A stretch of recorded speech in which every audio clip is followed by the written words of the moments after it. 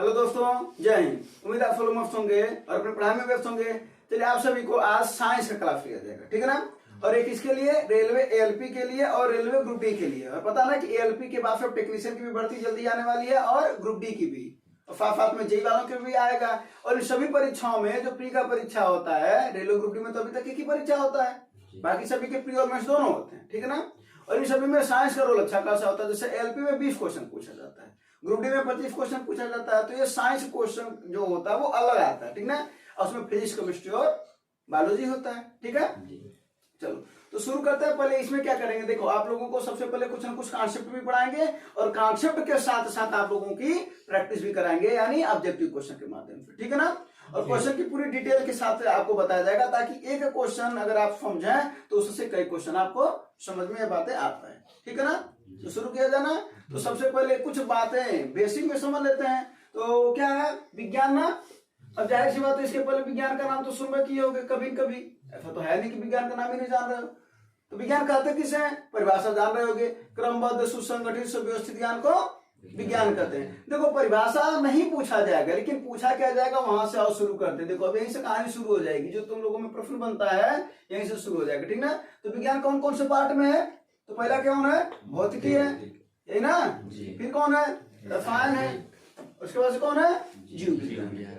कोई दिक्कत इसमें नहीं। पुस्तक भौतिक विज्ञान के जो जन्मदाता है कौन है, तो न्यूटन साहब, सर आइजैक न्यूटन, ठीक ना। सर आइजैक न्यूटन 1687 में प्रिंसिपिया नामक बुक में इन्होंने गति के नियम का जिक्र किया था, ठीक ना। हाँ। तो चलो, तो ये हो गया। न्यूटन साहब क्या है, भौतिक के जनक है, ठीक है ना। अगर वही बात किया जाए आधुनिक जनक कौन है, क्या आधुनिक जनक, तो आधुनिक जनक कौन है, आइंस्टीन है। कौन है, जो क्वेश्चन आएगा अगर तो उसको बताते भी चलना। अगर तुम लोगों को आ रहा है तो बताना, ठीक ना। नहीं आ रहा तो ध्यान से सुनना चीजों को, ठीक ना। तो अगर पूछे भौतिक विज्ञान के जनक कौन, आधुनिक जनक कौन। अगर पूछे रसायन विज्ञान के जनक कौन, तो कौन, जे क्रिस्टले।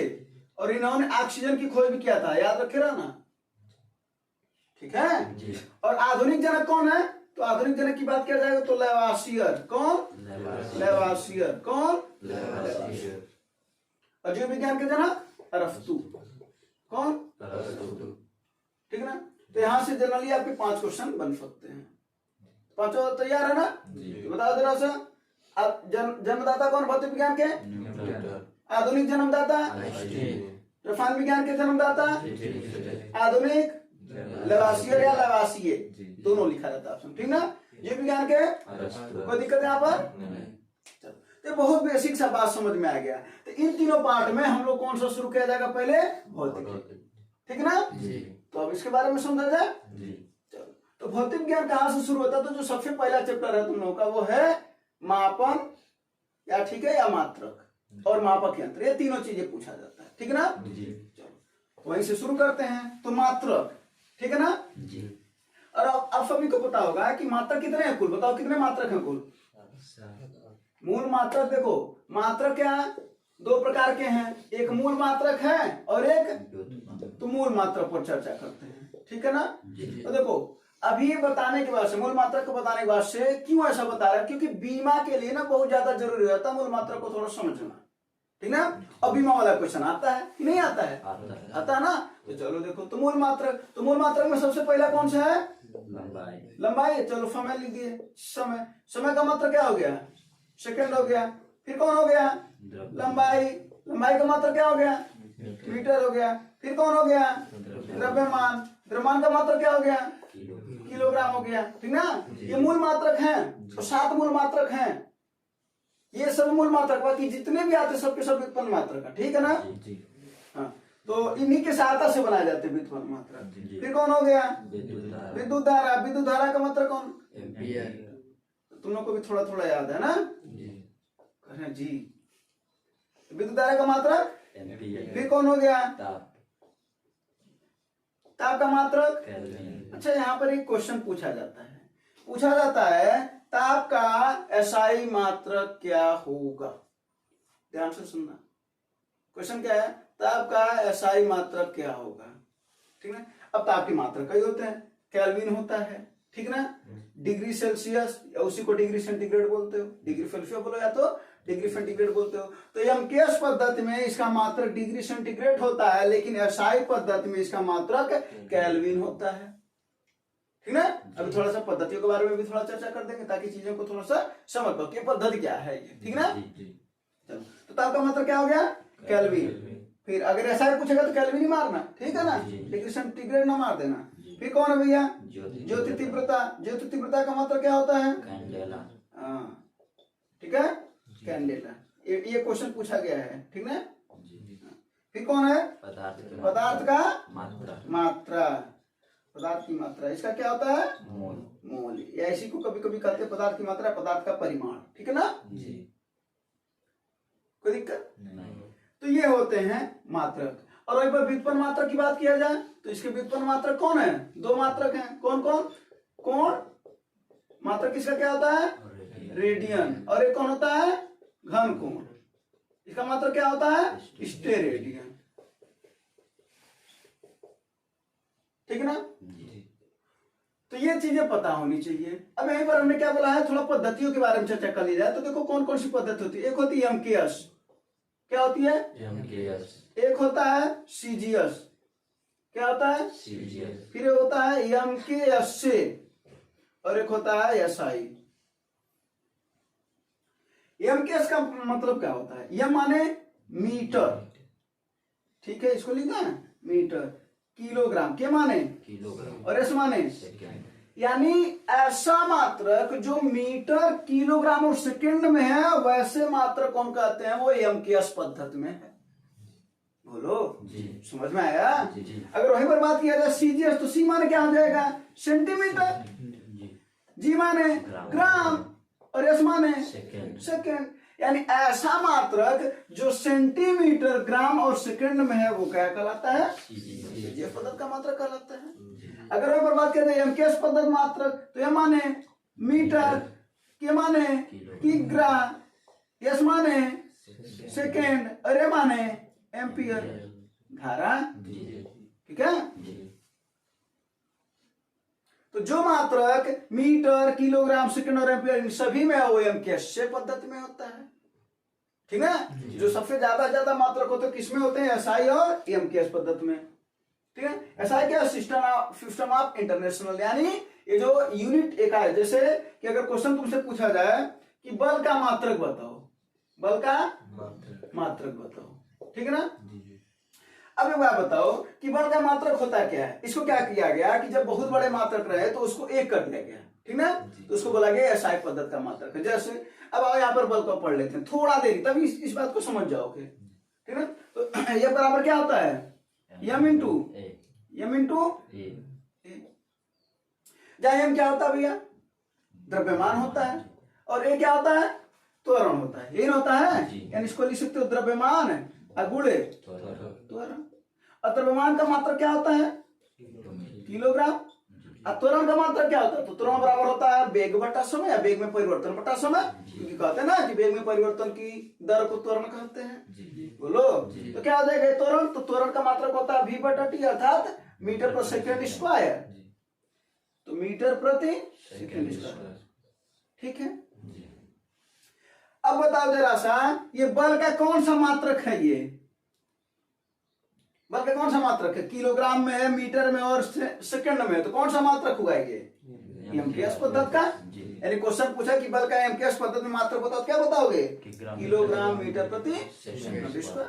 बोलो जी। अच्छा, वही अगर क्वेश्चन पूछ दे कि सीजीएस में बताओ, तो किलोग्राम को धीरे से ग्राम में कर दो, मीटर को सेंटीमीटर में, सेकंड तो सेकंड ही है, यानी क्या हो जाएगा, ग्राम इंटू सेंटीमीटर प्रति सेकंड स्क्वायर। तब किस पद्धति में मात्रक हो जाएगा, सीजीएस पद्धति में मात्रक हो जाएगा। बोलो जी। वही इसी बल का मात्रक एक और होता है न्यूटन, और न्यूटन को ही कहते हैं एसआई पद्धति का मात्रक। यानी बल की एसआई पद्धति का मात्रक कौन है, न्यूटन। यानी एक न्यूटन की वैल्यू कितनी होती है, 1 किलोग्राम इंटू मीटर प्रति सेकंड स्क्वायर। 1 न्यूटन की वैल्यू होती है। और इसी न्यूटन को डायन भी कहा जाता है। सीजीएस पद्धति में बल का मात्रक डायन भी होता है। और वही 1 न्यूटन बराबर, सब बताएंगे आगे, ठीक ना। अभी बस यहाँ पर आ गया समझाने के लिए उसको बता देना। तो 1 न्यूटन बराबर क्या होता है तब कहते 5 इकाई। तो देखो मात्रा बहुत सारे मिल गए, बोलो मिल गए कि नहीं मिल गए। देखो बल को हमने पढ़ा, पद्धतियों को भी समझ लिया है ना, और बल्कि कई सारे मात्रा भी मिल गया। एमकेएस पद्धति का मात्रा मिल गया, सीजीएस का मात्रा मिल गया, एसआई का मात्रा मिल गया न्यूटन, है ना। और डाइन क्या है, ये सीजीएस पद्धति का मात्रा के क्वेश्चन पूछेगा अगर कि सीजीएस पद्धति का मात्रा बताओ तो क्या है, 2 मात्रा किसके, एक डाइन और एक gram metre centimetre, gram centimetre प्रति सेकंड, ठीक ना। तो पद्धतियों को थोड़ा समझे कि नहीं समझे। यहीं पर एक बात और समझ लेते हैं हम, ये वाला चीज समझ में आना, कहीं तो मिटाना पड़ेगा ना थोड़ा। हाँ, बीमा, बीमा समझ रहा, यहाँ पर बता दे रहे हैं बीमा, ठीक है ना। बीमा के बारे में देखते हैं। अगर मीटर है, ठीक ना, तो मीटर को क्या बोलते हो, लेंथ, इंग्लिश में LNGTH लेंथ बोलते हो ना। इसको कहो यल, इसका पहला अक्षर एल ले लो, ठीक ना। फिर उसके बाद से ये किसका मात्रक है, मीटर, लंबाई का, बोलो। फिर द्रव्यमान का मात्रक क्या होगा, किग्रा। इसको क्या बोलते हो, मास। अरे भाई द्रव्यमान को मास बोलते हो ना, इसको क्या बोलोगे, ये, ठीक है। फिर उसके बाद कौन आ जाएगा, समय।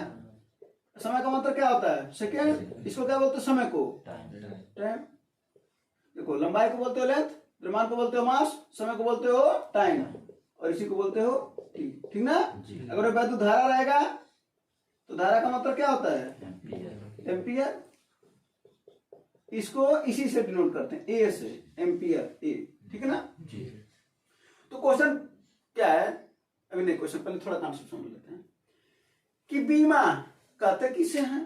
तो यम, यल और टी के घातों में व्यक्त करना ही क्या कहलाता है भैया, बीमा कहलाता है, ठीक है भैया। यानी बीमा कहते किसे हैं, यल और टी के घातों में व्यक्त करना है, क्या कहलाता है, बीमा। कोई दिक्कत है तो बताओ। तो यम या टी के घातों में भेद करना बीमा कहलाता है। तो आओ जरा देखा जाए कि कैसे भेद करते। तो जरा देखो बल का मात्रक क्या आया है, किलोग्राम मीटर पर सेकंड। इसका बोलो आया कि नहीं आया, तो बताओ किलोग्राम, किलोग्राम का मतलब है ना, और इसका बीमा क्या है, यानी यहाँ पर लिख दो यम, कोई दिक्कत नहीं। फिर इनटू, फिर क्या है, मीटर, मीटर का बीमा क्या है, मीटर ये लंबाई का मात्रक है ना, तो इसकी बीमा क्या है,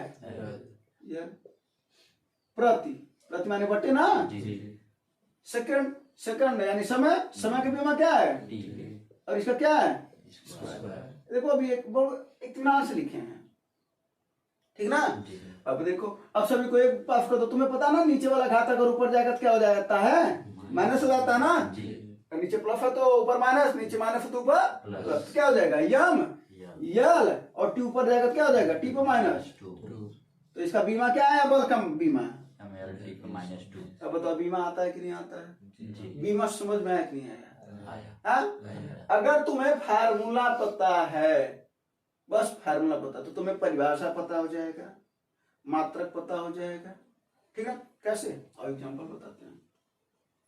अगर बात करें कि वेग बराबर क्या होता है, ठीक है, तो क्या होता है, वेग बराबर विस्थापन बटा समय, विस्थापन बटा समय, ठीक है ना। विस्थापन का मात्रक, और इसका अगर तुम्हें ये फार्मूला पता चल गया तो कहते किसे हैं, विस्थापन की दर को क्या कहते हैं, वेग कहते हैं।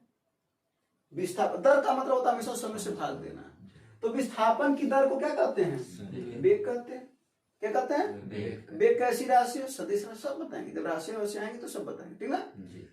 तो विस्थापन का मात्रक क्या होता भैया, मीटर, और समय का मात्रक तो बटे में तो मीटर प्रति सेकंड, यानी वेग का मात्रक क्या हुआ, मीटर प्रति सेकंड। आओ इसका बीमा निकाल लिया जाए।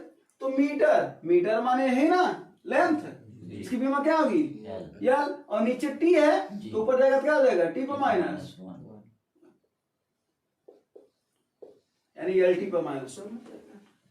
बोलो बात समझ में आया कि नहीं है, कोई दिक्कत हो तो नहीं। अब हम लोग सवाल पर चलते हैं। ये चीजें इतना समझ में आ गया होगा, पद्धतियां क्या होती समझ में आए। मूल मात्रक 7 हैं, व्युत्पन्न मात्रक,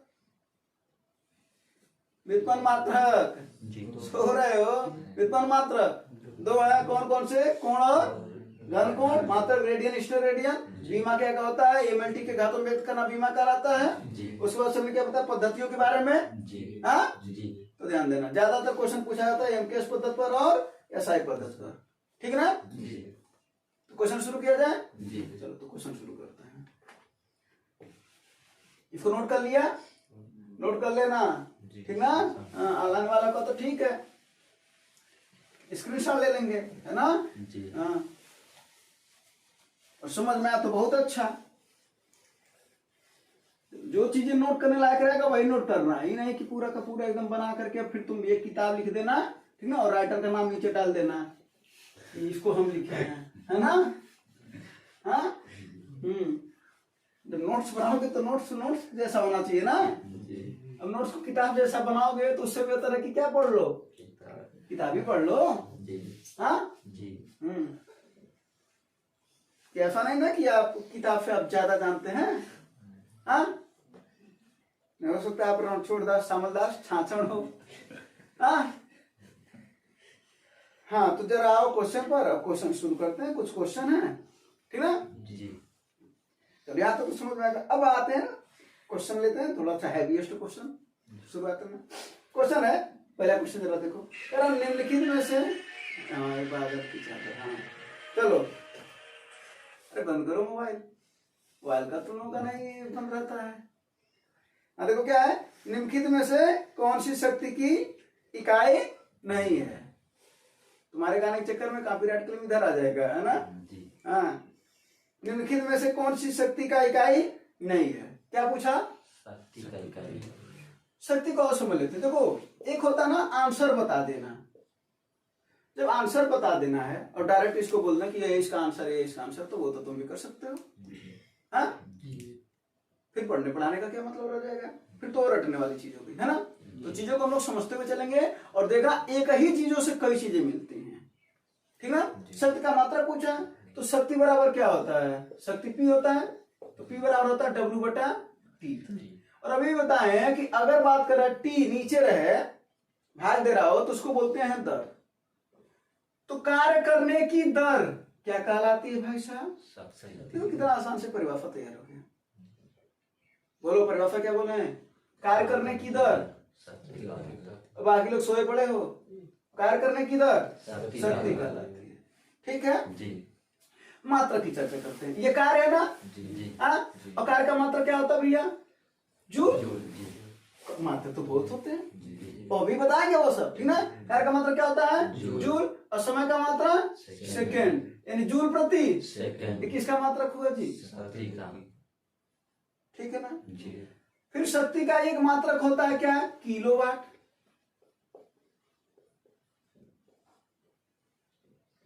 इसका छोटा मात्रक होता है वाट।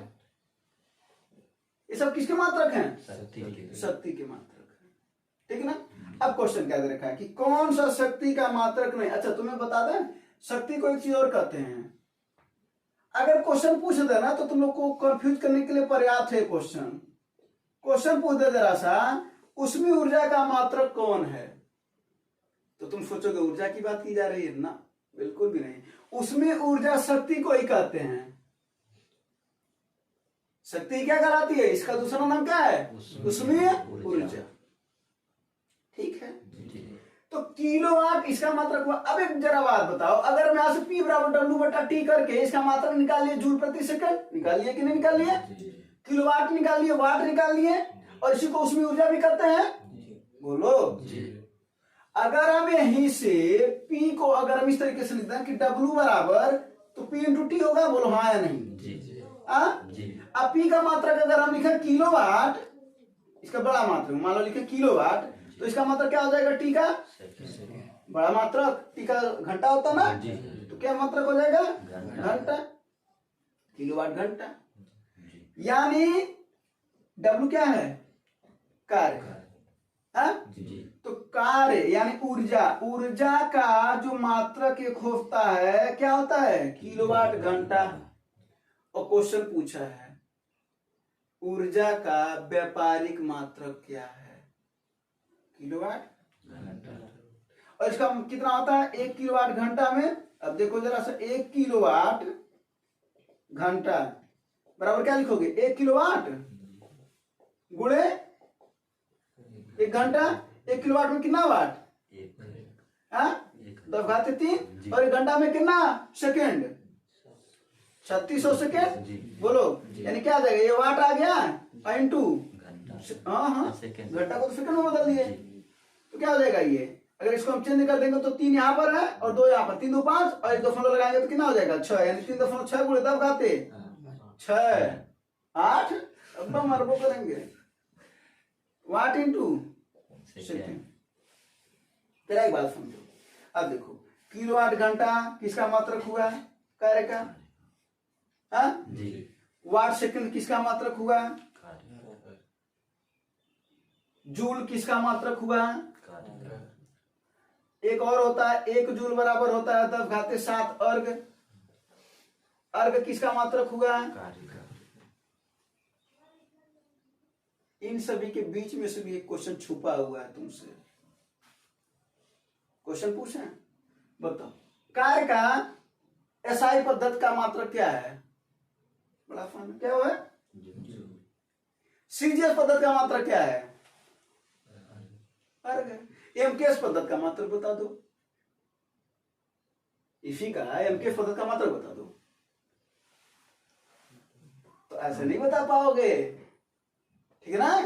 हाँ तो क्या हो जाएगा भैया, अब जरा बता W का फार्मूला क्या होता है, F इंटू डी,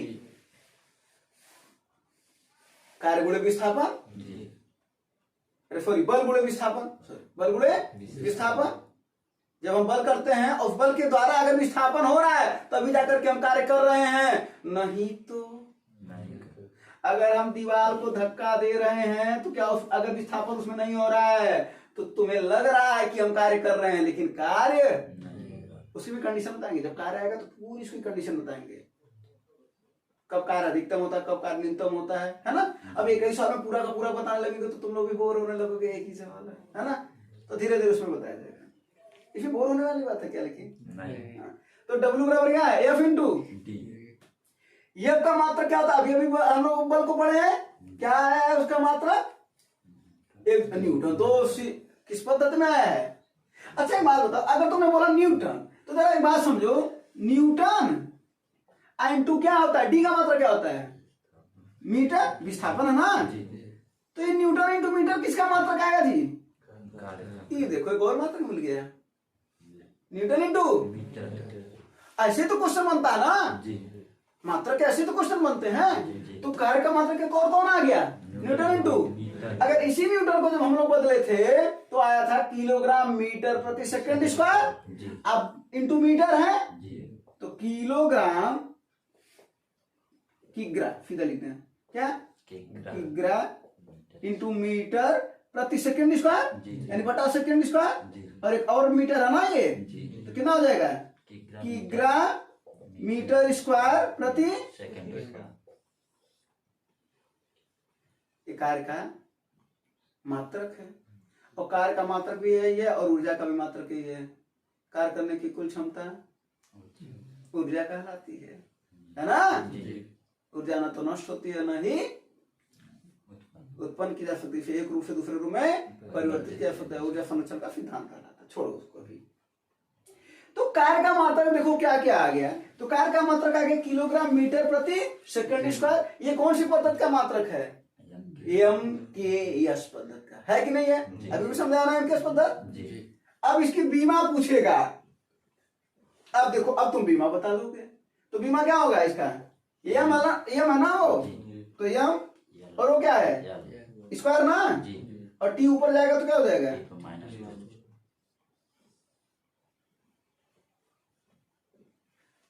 तो अभी एक बात हम बोले हैं कि कार्य करने की कुल क्षमता ऊर्जा कहलाती है। क्वेश्चन पूछता है निम्न में से किसका मात्रक समान है, किसका, कार्य और ऊर्जा, कार्य और ऊर्जा, इन दोनों का मात्रक क्या होता है समान, बीमा भी ऐसे बहुत से मात्रक होते हैं जिनकी ऐसे बहुत सी राशियां होती है जिनके बीमा और मात्रक क्या होते हैं समान होते हैं, और वो क्वेश्चन डालता है कि निम्न में से किसकी बीमाएं समान है, निम्न से किसके मात्रक समान है, तो ये भी ध्यान देना साथ साथ में भी एक क्वेश्चन है, ठीक है।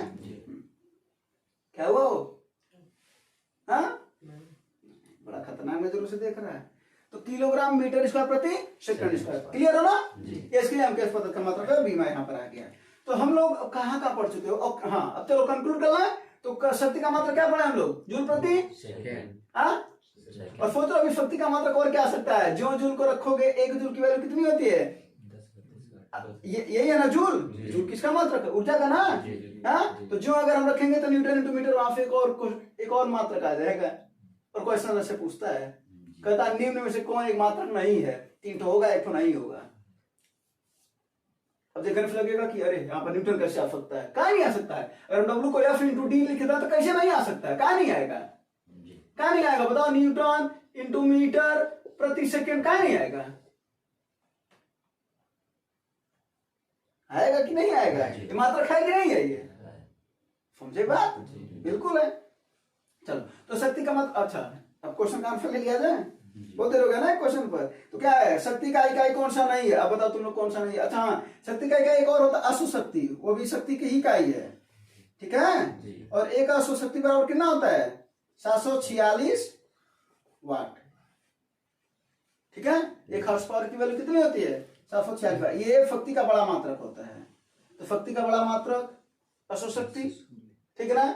और कौन इसका मात्रक होता है? जूल प्रति किलोवाट किसका मात्रक है? वाट किसका मात्रक है? समझ आना। अगर वहीं पर बात करें कि और इसी को एक और नाम क्या है? इसी का एक और नाम क्या है? फिर उसके बाद से किसकी बात कर रहे हैं? कार्य का? अरे हाँ, कार्य का ना। तो कार्य का व्यापारिक मात्रक क्या होता है? किलोवाट घंटा। कहाँ गया? हाँ, ये कार्य का व्यापारिक मात्रक है किलोवाट घंटा, ठीक है। और 1 किलोवाट घंटा में कितना होता है? 3.6 वाट इंटू सेकंड, या इसी को बोलते हो जूल। तो 3.6 जूल, ठीक है। इसके मात्रक के बारे में हम लोग पूरा डिटेल पढ़ लिए हैं, समझ में आया? तो W और हम लोग P को डिटेल में पढ़ लिया। अब W और P से क्वेश्चन आए तो तुम्हारा सही होना चाहिए, है ना भैया? तो अगला क्वेश्चन देखते हैं। हाँ,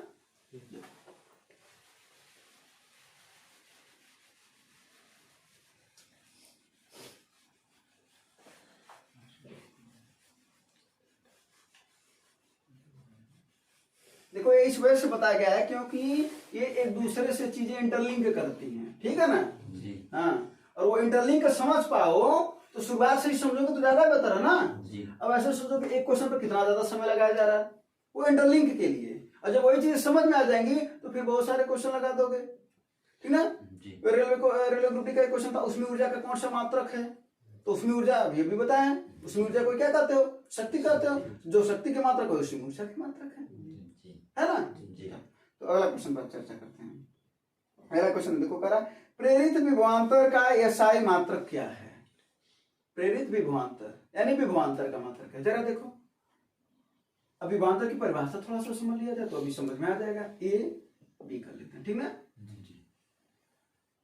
एकांक धनावेश को, एक धनावेश होता है मान लो, ठीक है। एकांक धनावेश को एक बिंदु से दूसरे बिंदु तक ले जाओगे तो कुछ काम दाम करोगे कि नहीं करोगे? कि अपने आप ही चल जाएगा। तो एकांक धनावेश को एक बिंदु से दूसरे बिंदु तक ले जाने में किया गया कार्य ही विभवांतर कहलाता है। क्या कहलाता है? ठीक है ना।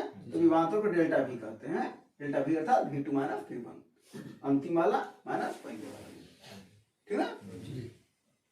कोई दिक्कत नहीं। और एकांक धनावेश को अनंत तक ले जाने में किया गया कार्य विभव कहलाता है। ध्यान से सुनना, जब पता नहीं हम कहां ले जा रहे हैं तो विभव, और जब पता है एक बिंदु से दूसरे बिंदु तक ले जा रहे हैं तो विभवांतर, ठीक है। कोई दिक्कत? तो किसको ले जा रहे हैं हम?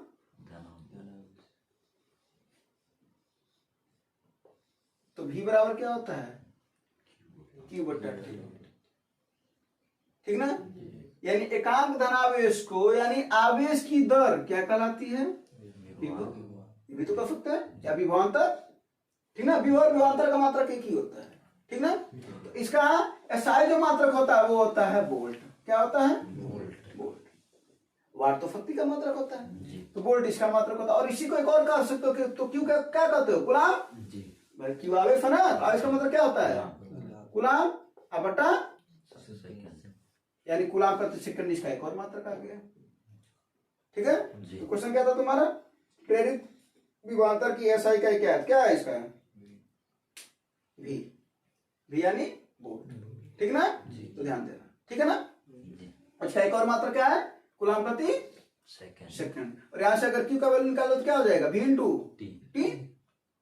बोलो, क्यू बराबर v इंटू टी। तो क्या हो जाएगा, अगर इसका मात्रक अगर बात करें तो क्यू को कूलाम भी कहते हैं ना, अभी क्या है वोल्ट इंटू सेकंड, यानी वोल्ट इंटू सेकंड भी एक मात्रक है किसका, आवेश का। आवेश का मात्रक कूलाम होता है ना, आवेश के भी दो मात्रक मिल गए। तो ऐसे ही मात्रक मिलता है, इधर का उधर, उधर का इधर, है ना। चलो अगला क्वेश्चन देखो।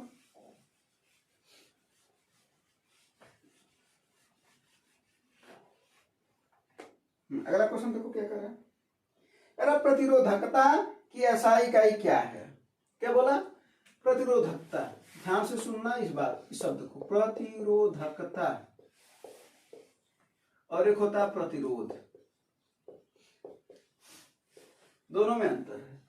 ठीक है, प्रतिरोधकता का मात्रक होता है ohm into metre, ohm into metre. ठीक है, विद्युत धारा को जो बाधित करता है तो वही बाधित करने की दर क्या कहलाती है, प्रतिरोधकता कहलाती है। ठीक है ना, और प्रतिरोध क्या कहलाता है, तो R बराबर होता है V बटा I, यानी वो पढ़े हो ना, V बराबर I है। हाँ जी, ओम का नियम जी। तो अगर यहां से तुम प्रतिरोध का मात्रक निकालोगे तो R बराबर V बटा I, V क्या है, विभव है। अब विभव का मात्रक क्या होता है, वोल्ट। आई धारा है, इसका मात्रक क्या होता है, एम्पियर। तो जरा बताओ प्रतिरोध का मात्रक क्या आया, वोल्ट इंटू वोल्ट प्रति एम्पियर। और प्रतिरोधकता का मात्रक ओम मीटर। और इसी को ओम कहते हैं, क्या कहते हैं, यानी प्रतिरोध का एक और मात्रक क्या होता है, और प्रतिरोधकता का मात्रक ओम इंटू मीटर। ठीक है ना, ये चीजें ध्यान देना। अगर धारा बढ़ती है तो प्रतिरोध क्या होता है, कम होता है। ठीक ना, अब बताओ धारा किस में ज्यादा प्रभावित होती है, सुचालक में कि कुचालक में, सुचालक में। इसका मतलब होता है, क्वेश्चन पूछता है कि धारा, और ये दोनों पर डिपेंड करती है, प्रतिरोधकता पर भी और प्रतिरोध पर भी।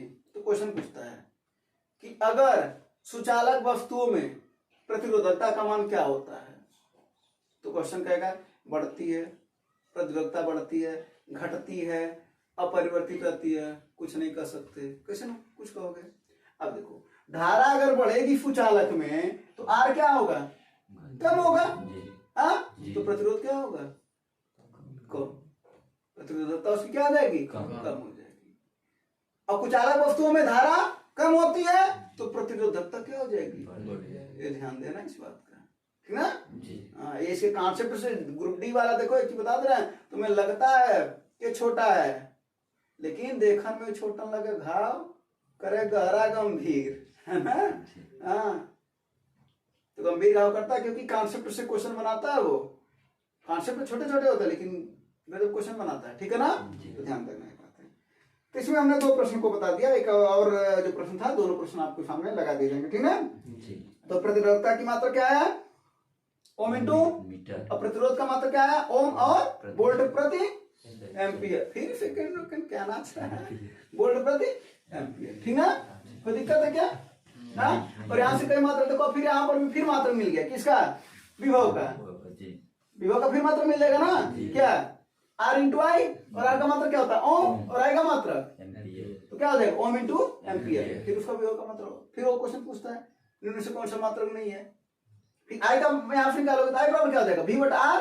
तो आई का मात्रक क्या होता है, धारा, इसका मात्रक होता है एम्पियर, लेकिन एक और मात्रक मिल गया, क्या, वोल्ट प्रति ओम। अब मरो करेंगे, अब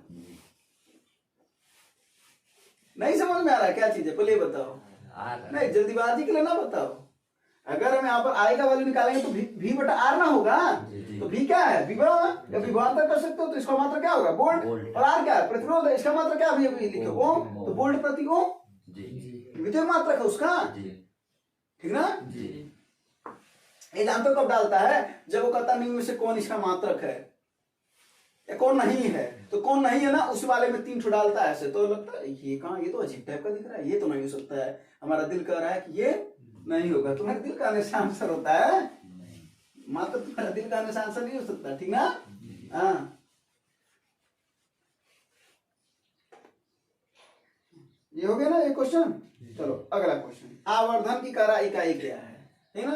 तो देखो दो चीज लिख लेना, 2 राशियां, एक आवर्धन और एक आपेक्षिक घनत्व, नोट करके लिखना है इसको, ठीक है ना।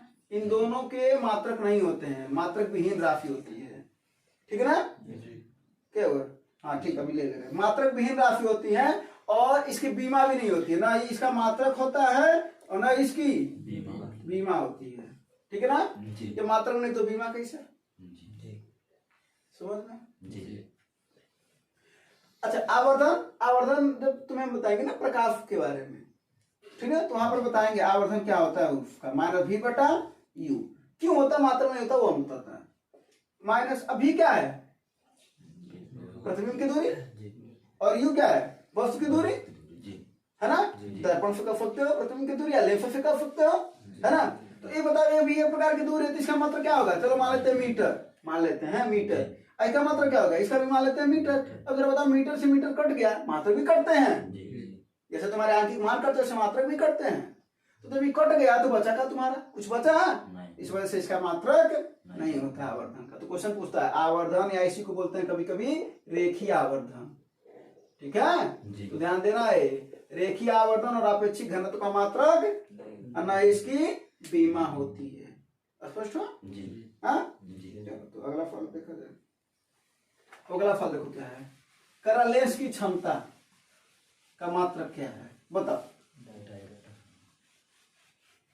पता है कि बस ऐसे ही देख करके बता रहे हो किसे। अच्छा, तो जरा बता तो लेंस की क्षमता का अगर मात्रक पता तो जरा बता तो फार्मूला क्या होता है, बताओ। पता क्या होता है, ये नहीं पता है। हाँ, देखो P बराबर क्या होता है, 1/m मीटर, ठीक है। अगर सेंटीमीटर में दिया रहेगा तो P बराबर क्या होता है, 100/f सेंटीमीटर, ठीक ना। तो इसका मात्रक क्या होता है, डायोप्टर, क्या होता है, लेंस की क्षमता। अरे अखिया पर जो लगाते हो लेंस ना, तो उसमें कहता ना कि 2D है हमारा, माइनस है 2 प्लस ऐसे होता है ना। अच्छा, मान लो माइनस है, किसी लेंस की क्षमता है -2.0D और एक लेंस की क्षमता +2.0D। बताओ इस दशा में कौन सा लेंस है, इस दशा में कौन सा लेंस है तुम्हारा, बताओ। दर्पण नहीं लगाओगे चेहरे पर, दर्पण लगाओगे तो कदम आगे कैसे दिखेगा, तो क्या लगाना, लेंस ना। हाँ, तो बताओ अगर -2.0D है और ये कहते हो ना हमारा माइनस पॉइंट है, ये तुम पॉइंट बोलते हो लेकिन वो 2D होता है, डायोप्टर, है ना। तो जरा बताओ क्या है, अगर माइनस है तो क्या है, एक शब्द याद रखे रहना, उधार। वैसे उधार तो याद रहता नहीं है, उधार याद रहता है क्या, भूल जाए तो ज्यादा बेहतर है। हाँ, तो उधार शब्द याद रखे रहना। उधार का मतलब क्या होता है, उत्तल लेंस की फोकस दूरी क्या होती है, धनात्मक होती है, याद रखे रहना। उत्तल लेंस की फोकस दूरी, उत्तल लेंस की फोकस दूरी, तो उत्तल लेंस की फोकस दूरी धनात्मक होती है। अब बताओ अगर फोकस दूरी धनात्मक होगा तो लेंस की क्षमता भी क्या होगी, धनात्मक होगी। अगर ये ऋणात्मक होगा तो ये भी क्या होगी, इसका मतलब है कि जो धनात्मक है फोकस दूरी, लेंस की क्षमता धनात्मक होगी। तो ये इसी का धनात्मक है ना। यहाँ पर कौन सा लेंस लगा है, बहुत तगड़ा बताया शिवा, है ना। समझ में आ गया। और ये क्या है, अवतल लेंस। ये बात समझ में आया कि नहीं है। तो क्वेश्चन पूछता है, एक व्यक्ति अपने आंखों पर -2.0D का लेंस लगा रखा है, बताओ कौन सा लेंस है, कौन सा लेंस है। और अगर यही पर क्वेश्चन पूछता है कौन सा दोष है, आंखों में कोई दोष है तभी तो चश्मा लगाया हो, बिना दोष के चश्मा कैसा। और देखते हैं। फिर एक शब्द याद रखे रहना, अनिल। क्या याद रखे रहना, अनिल। तो अवतल लेंस में कौन सी दोष होता है, देखे पता चल गया। यानी अवतल लेंस में कौन सा दोष, निकट का। तो इसमें कौन होगा, दूर का। तो 4 बातें यहाँ से तुम्हें पता चली, पता चला ना। यानी क्वेश्चन पूछा अगर कि +2.0D का कोई एक बंदा है, लेंस लगा रखा है, तो कौन सा लेंस लगा रखा है, उसको कौन सा दोष है, -2 का लगा रखा है, तो उसे कौन सा लेंस लगा रखा है, कौन सा दोष है। तो लेंस की क्षमता का फार्मूला क्या होता है, P = 1/, यही ना, कोई दिक्कत, हाँ। तो इसका मात्रा क्या होता है, डायोप्टर। क्या होता है, कोई दिक्कत हो तो बताओ, परेशानी हो तो बताओ, समस्या हो तो बताओ, तो क्या बताओगे, तो इसका आंसर बताओ, इसका आंसर क्या होगा, डायोप्टर। कोई दिक्कत है। और अगर वही क्वेश्चन पूछता फोकस दूरी की मात्रा क्या है, तो फोकस दूरी की मात्रा क्या होता है, मीटर। फोकस दूरी का मात्रा क्या होता है, हाँ। बस क्वेश्चन पूछा अगर फोकस दूरी का सही मात्रा क्या होता है, तो मीटर मारना, सेंटीमीटर ना मार देना। एक वो क्वेश्चन पूछा गया क्वेश्चन, ठीक ना। चलो अगले क्वेश्चन पर आ जाए। हाँ, देरी नहीं हो रहा है, हाँ, ऐसा नहीं देर ना हो जाए, कहीं देर ना हो जाए। तो अगला क्वेश्चन ले लो। अगला क्वेश्चन क्या कर रहा है, निम्नलिखित में से कौन सा अस्थायी मात्रक नहीं है, यही ना। कौन कौन सा है भैया, कैलोरी है, और कौन कौन सा है, एम्पियर है, और कौन सा है, न्यूटन। अभी सब पूछेंगे अभी हम, बहुत मजा आ रहा है ना। क्वेश्चन क्या पूछा है, निम्नलिखित में से कौन सा अस्थायी मात्रक नहीं है। चलो बताओ, कैलोरी किसका मात्रक है, ऊर्जा का। चलो ठीक, तो ऊर्जा का ये बताओ अस्थायी मात्रक है कि नहीं है, ये ऊर्जा का अस्थायी मात्रक है कैलोरी। अभी तो बताएं ऊर्जा का अस्थायी मात्रक क्या होता है, तो कैसी है ये, हाँ। और 1 जूल में कितना होता है, 4.2, अरे सॉरी 1 कैलोरी में 4.2 जूल, ठीक है। हाँ।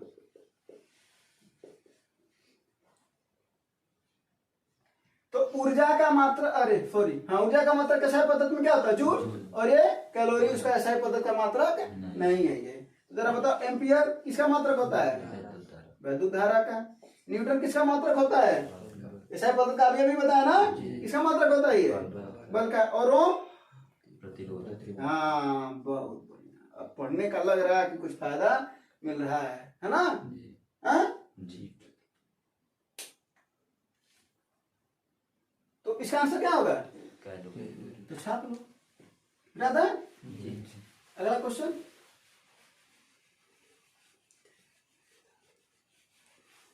चलो अगला क्वेश्चन। अगला क्वेश्चन क्या है, त्वरण का निम्नलिखित में से कौन सा मात्रक है। अब ये भी बताया, त्वरण, ये ना, त्वरण का फार्मूला क्या होता है, V/T, ठीक ना। इसको बल कैसे बोलते हैं, डेल्टा भी बोलते हैं इसको, ठीक ना। वेग में परिवर्तन, डेल्टा भी को बोलते हैं वेग में परिवर्तन। परिवर्तन जब होता है तो डेल्टा होता है उसको, ठीक ना। तो वेग में परिवर्तन की दर क्या कहलाती है भाई साहब, त्वरण कहलाती है। परिभाषा क्या होगा, बोलो जरा। वेग में परिवर्तन की दर त्वरण। बाकी लोग क्या फूक रहे हो, हाँ। वेग में परिवर्तन की दर क्या, बाकी लोगों को नहीं निकालना क्या। तो वेग में परिवर्तन की दर क्या कहलाती है, त्वरण कहलाती है। और ये वेग, तो वेग का मात्रा क्या होता है, मीटर प्रति सेकेंड बटा सेकेंड। तो सेकंड का सेकंड में गुणा क्या ना हो जाएगा, मीटर प्रति सेकंड। यानी त्वरण का मात्रा क्या हुआ जी, मीटर प्रति सेकंड स्क्वायर, है ना।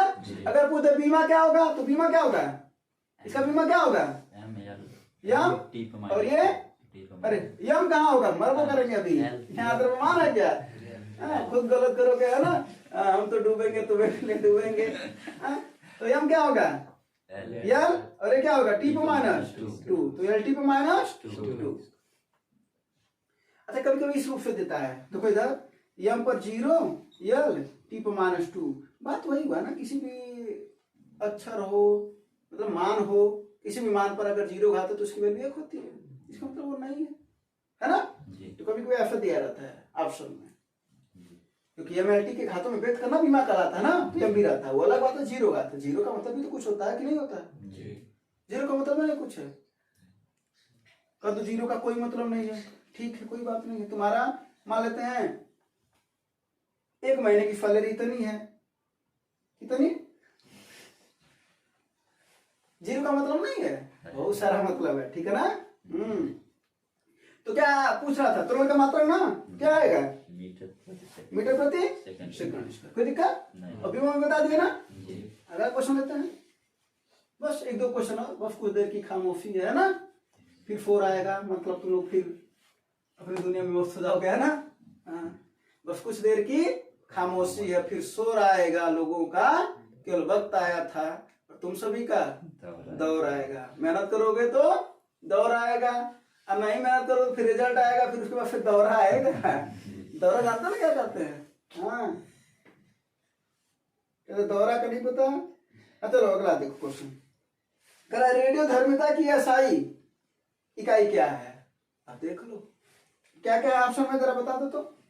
बेकुरल है, क्यूरी है, फैराडे है, रदरफोर्ड। ठीक है। ये किसका मात्रक है? ये विद्युत धारिता का मात्रक है। और ये किसका मात्रक है? विद्युत सक्रियता का मात्रक है। सक्रियता वाला लिख रहे, विद्युत सक्रियता लिख लेना, ठीक है। और ये दोनों के दोनों मात्रक किसके पूछ रहा है? रेडियो धर्मिता। ये दोनों के दोनों मात्रक रेडियो धर्मिता के हैं, लेकिन ये एसआई मात्रक है और ये गैर एसआई मात्रक है, एसआई मात्रक ये नहीं है, लेकिन दोनों मात्रक किसके हैं? रेडियो धर्मिता। बात समझ में आया जी? बात समझ में आया जी? देखो एक चीज और है, कुछ बताते हुए हो सकता है कि छोटी मोटी या कुछ भी गलतियां हो, तो कृपया अगर ऐसा कुछ है तो जरूर बताइए कमेंट बॉक्स में, उसे हम सुधारने का बिल्कुल प्रयास करेंगे, ठीक है। आपका सजेशन हमेशा फर आंखों पर, है ना। चलो तो उसको जरूर बताइएगा, ये रहे कि ये तो एकदम पूरा का पूरा गलत पढ़ा रहा है, ठीक है।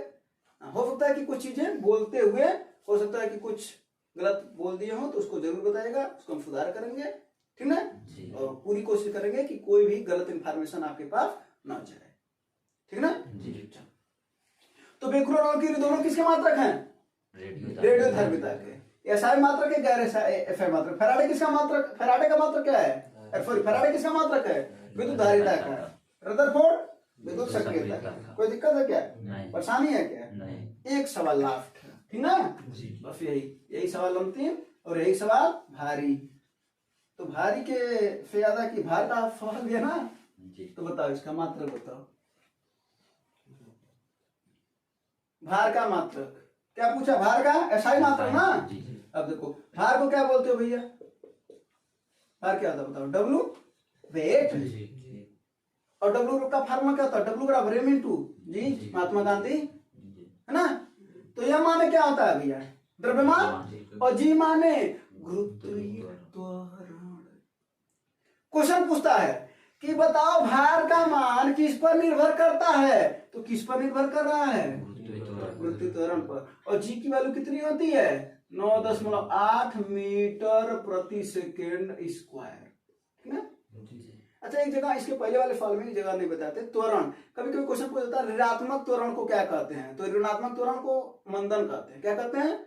नोट करके लिख लेना कि ऋणात्मक त्वरण को मंदन कहते हैं, ठीक ना। चलो तो यहाँ पर आ जाते हैं। तो जी बराबर 9.8 मीटर पर सेकंड, कभी कभी 10 ले लिया जाता है, ठीक ना। तो इस पर फॉल अगर आ जाए तो क्या कर लोगे? फॉल नहीं लगा लोगे क्या? अगर एम का मान दिया रहा, जी का मान दिया रहा, तो सॉल नहीं लगा लोगे क्या?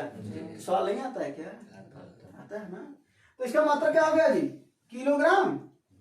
तेरा ध्यान देना एक बात का भी, एक चीज देखते हैं तुम लोग पढ़े हो कि नहीं पढ़े हो। किलोग्राम, अजी का मात्रा क्या है? मीटर प्रति, यानी भार का मात्रा क्या हुआ जी? भार का मात्रा क्या हुआ? किलोग्राम मीटर प्रति। या और किसी का मात्रक था क्या? किलोग्राम मीटर प्रति सेकंड स्क्वायर किसी और का मात्रक था क्या?